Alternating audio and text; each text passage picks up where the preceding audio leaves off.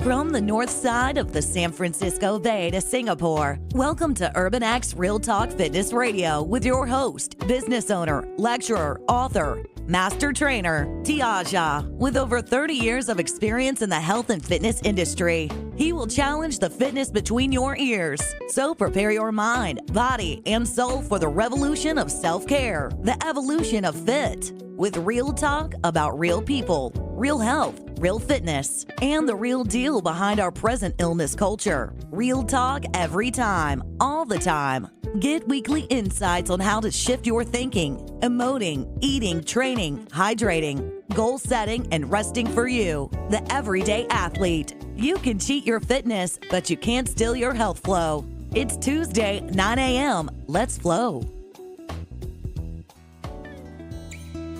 Welcome to Urban X Real Talk Fitness Radio, where we challenge the fitness between your ears. I'm your host, Tiaja. One of the major stumbling blocks I've had to overcome with almost every client is their self-concept. What do I mean by that? Well, most people believe that they are average at best, which means most are operating from the basic assumption that there is nothing special about them. So why try? Why try attaining the body of your dreams or financial independence or any myriad of things people dream about, but sadly settle for living out vicariously through the lives of others? Why try? Why try has killed many dreams. We come up with all sorts of reasons why life's deck is stacked against us, don't we? As a man of color, it would be easy for me, maybe even justifiably so, to rationalize why I haven't arrived at a certain station in life, but that would go against everything I believe in. I believe in the power of choice, backed by the superpower we call thinking/effort. I believe that to even entertain the question, why try, goes against everything it means to be human.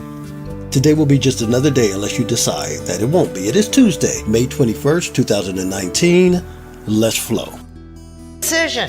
I will not pass my suffering on, but my wisdom. I make the decision not to pass on my suffering, but my wisdom. So that from the years of your life, you make the decision, the gifts that I have to pass on, I either pass on the wisdom I've learned, or I will pass on at this stage the suffering. Oh, my poor life. Or go harvest the wisdom. What do you want to pass on? The sludge or the wisdom? That's up to you. Everybody has a choice, and everybody can pass on, but again, it's the choice. It's the choice. We all have that. And believe me, I am not saying we don't have grief, we don't have pain. But if we look at life,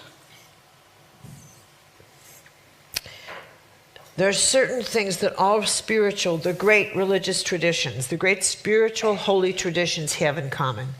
And one of the lessons of these traditions, one of the great learnings, is that life will never be that wonderful, rich thing that we want it to be, which is what we call fair. It will never be that. It will never be, well, that's why this happened. I had someone tell me one time, well, if I only knew why this happened to me. And I said, and what difference would that make? What if God sent an angel and the angel said, what do you want? I mean, you've been banging around down here. What do you want? I want to know why this happened and this happened and this happened. What if the angel said, because it did? Now what? Now here's the thing. Some of the grief and injuries that have happened to people are so horrible, it's unbelievable. And the truth is, nothing can make that go away. Nothing can make that better. And the model of healing that we have to have is a model that says healing is not about ever forgetting those things. It's not about forgetting. It's about looking at what has happened to us and saying, this will never defeat me. It will never defeat me, but I will not live in this. I have to somehow turn this into my source of wisdom, but I will not live in woe. I will not. And that becomes this choice. I have to choose wisdom or woe, but I can't make it go away. And if you can't make it go away, then that is the choice, wisdom or woe. The third, the choice to take risks. Take risks in your life. Don't wait for proof. Take risks. And how does this factor into your health?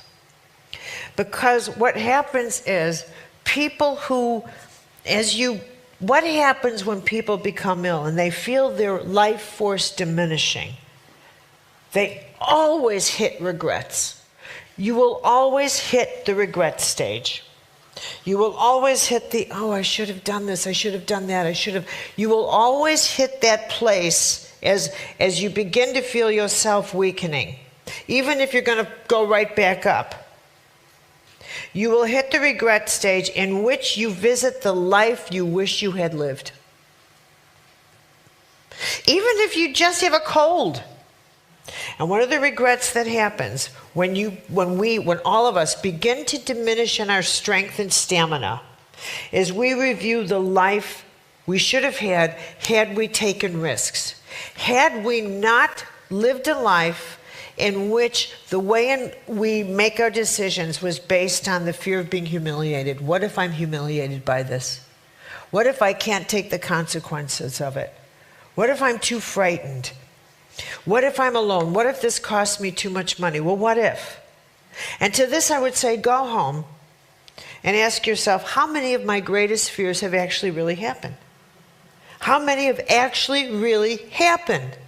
How many of my greatest fears have really happened? And then actually calculate, write down how many of the most wonderful things that have happened to me did I actually have anything to do with? And probably 2. I'm giving you the benefit of the doubt there. Because if you look and add, most of the best things that ever happened to you, you didn't have anything to do with. And if you think, how did this happen? Probably through a lot of things that you know nothing about that were actually very risky and you didn't even know that. Don't take the safe path. Don't tell yourself that because when you are making decisions about what to do, don't look backwards for guidance. Because there's nothing, quote, back there. The reason you are where you are is because that part of your life is over. Don't look for over to chart new. Don't go there. When it's time to make a decision about, I don't know what to do next, do not go to who you were, what you did, because it will pull you back, perhaps even to places that don't exist anymore, to images of yourself that are no more. You are not that person. And one of the ways to weaken you is that it causes you to long for things that are no longer appropriate and they're not in the field yet to come. What builds vitality, what builds the desire to live your life fully and be present, is for you to say it's time for something new. Be in the newness, not afraid of it. Be in that newness. Be there. Next, choose new words. I love this. I love this one. When I was growing up, I'm a wordsmith. I'm a writer, I'm a wordsmith. But I absolutely adore words. I actually went to bed reading the dictionary. And because every word is a universe unto itself. Every single word. And in my workshops, sometime if it's appropriate, I tell people what I want you to do is come back tomorrow with 3 words you're going to give me. Nope, make it 1. That you will never use again. Just 1. I just want 1 word. And you will never use it again. Never. And I get to have everything that comes with that word. Everything. And I don't care if the word's 2 letters, 3, 4. I just want 1 word. So imagine if you decided, okay, I'll give you the word bug. I'll give you the word blue, and you'll never see blue again. Now, if I really, really want you to go home sometime in the next couple of days after you hear this talk, and think about if you really had to yank a word out of your head, which meant you had to take the whole world that went with that word out of your head, what would you give that person? What word? Zebra? You'd never see a zebra again. You really want to give up seeing that animal? Okay. And everything that went with that. Now, when someone says your thoughts and your words are not powerful, go to that exercise and come in through that door, and then construct the words that you say to another person, word by word, and how powerful every single word is that you, not only that you say to another person, but that you say to yourself. What are the words you say to yourself? Words that you should never utter again to yourself. Words that you should never ever use. Words that you should say, what is that word doing in my head? When we finally do quantum energy medicine, micro energy medicine, we will finally do analysis, energy analysis at a level that includes the power of the vocabulary that we use.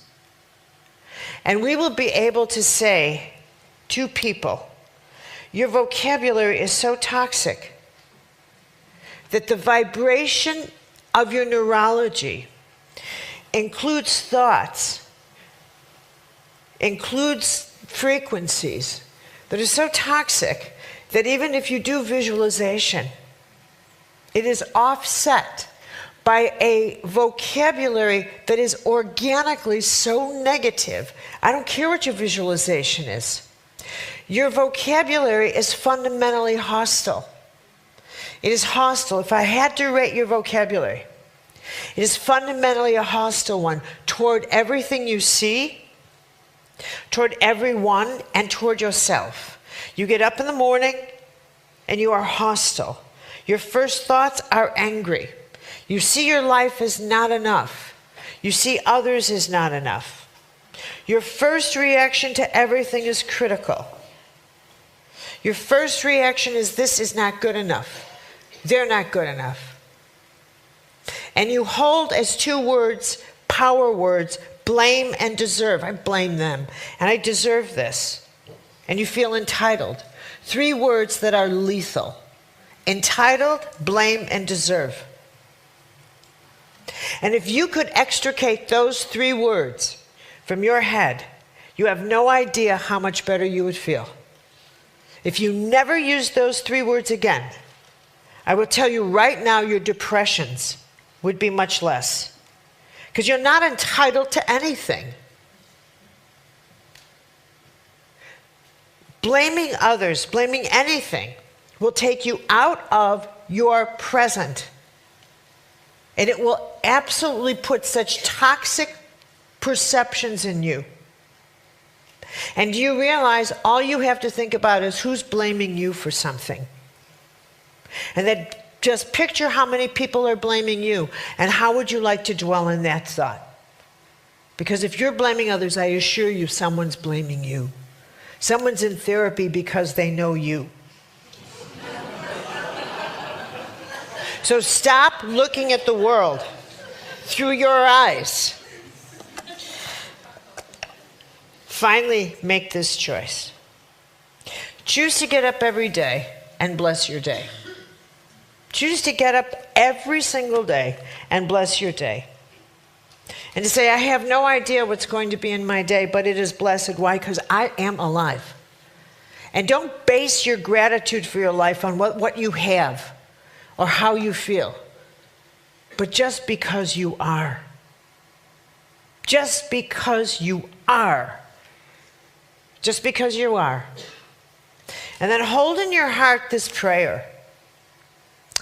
This day of my life will never come again. I will never see the people I am looking at again.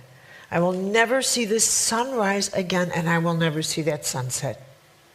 I will never see the person having breakfast with me again, just this way. No, nothing in my life like this will ever come again.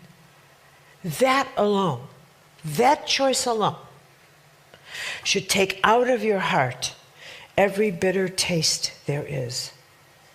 That it should shape the life around you with such grace and such beauty that it would make you only want to see the present with great gratitude and love. Thank you, everybody.